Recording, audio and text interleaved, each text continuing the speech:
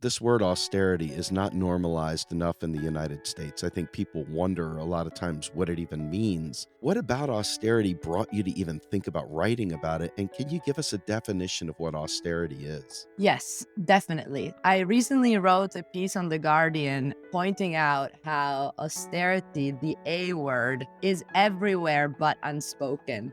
So, especially after the social breakdown after the 2009 sovereign debt crisis, in which austerity was wielded throughout the world and we saw the devastating social effects, now the new norm is to apply austerity without mentioning the word. And this is something that makes sense because ultimately our society, and this is what I argue in the book, has been shaped by austerity policies more or less for the last 100 years, with brief exceptions. And ultimately, the point here is that austerity is not just a exception to how capitalism functions, but it's quite the norm to capitalism itself.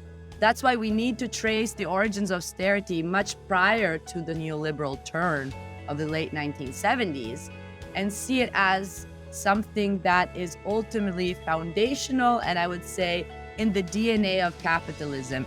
It's a mainstay of the capital order. And I will get to what capital order is in a minute, but to answer your question, austerity. Austerity underscores all the common tropes of contemporary economic policy, the point that we can even just see it as synonymous of what is considered good economic policy.